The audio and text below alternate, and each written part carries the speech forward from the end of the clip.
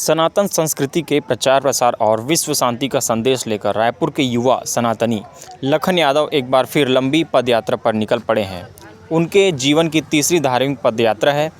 इस बार वे नेपाल स्थित भगवान पशुपतिनाथ धाम तक पैदल यात्रा करेंगे, जहां पहुंचकर भगवान भोलेनाथ का जलाभिषेक कर विश्व कल्याण और शांति की कामना करेंगे।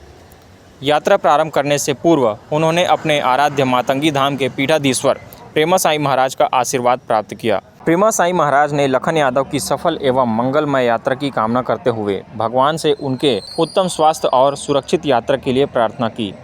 देख सकते मेरे साथ जो खड़े हैं पीछे, इनका नाम है लखन यादव और ये जो बालक हैं इसने पूर्व में भी जो है पदयात्रा की है केदारनाथ और अयोध्या धाम। अभी इनकी ये तीसरी पदयात्रा है जो कि पशुपति धाम तक जा रही है।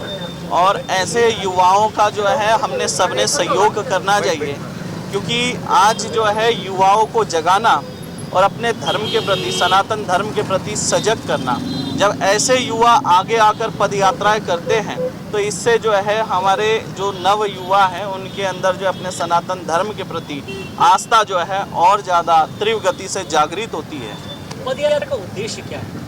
पदयात्रा का उद्देश्य ये है कि आज जिस तरह आप देख रहे हैं कि विश्व में युद्ध हो रहे हैं और चारों तरफ जो है हाहाकार मचा हुआ है, और कहीं ना कहीं विश्व में जो युद्ध हो रहे हैं अनेक देशों में, उसके उन युद्ध से उठता हुआ जो धुआं है कहीं ना कहीं भारत देश में भी रहने वाले हर एक नागरिक को प्रभावित कर रहा है, चाहे वो महंगाई की बात बोलो या हर तरीके से परेशान कर रहा है। तो जो है इस यात्रा का उद्देश्य है कि विश्व में जो है शांति स्थापित हो और गौ माता की जो है रक्षा हो, इसलिए जो है ये उद्देश्य है इस पदयात्रा।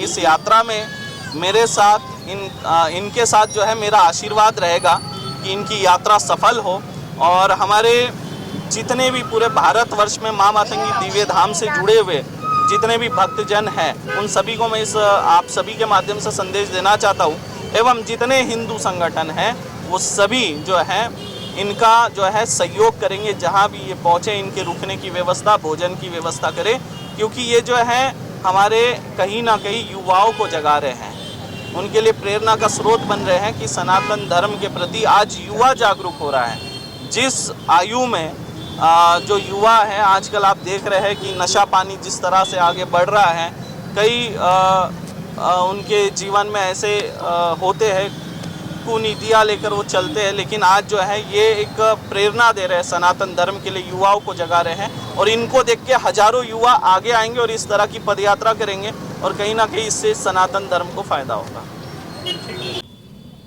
2023 की बात है, जब मेरा योग हो गया था सुसाइड का, जब मेरा योग हो गया था सुसाइड करने का हो गया था, तब मैंने नीलकंठ वर्णी देखा, स्वामी नारायण जी।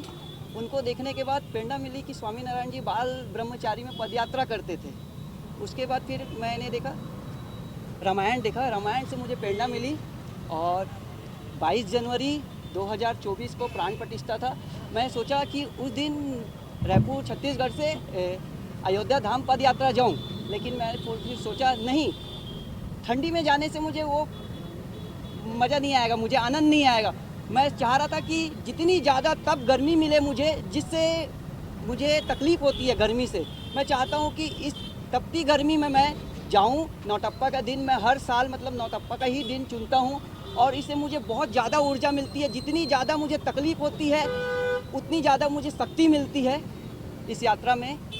और इस यात्रा में मैं आपको एक चीज़ बता दूँ, मुझे रास्ते में बहुत सारे सेवक भी मिलते हैं और बहुत सारे लोग मुझे तंग करने वाले भी मिलते हैं। और इस रास्ते में मुझे अगर तंग करने वाले नहीं मिलेंगे तो यात्रा का आनंद ही नहीं मिलेगा। इसीलिए यात्रा में जब तक कोई ना कोई आता है बांधा डालने के लिए, तो प्रभु जी आपको वहाँ से जागरूक करते हैं, बेटा कि तेरा मन अभी क्या हो रहा है, तू कहीं पीछे तो नहीं जाएगा ना।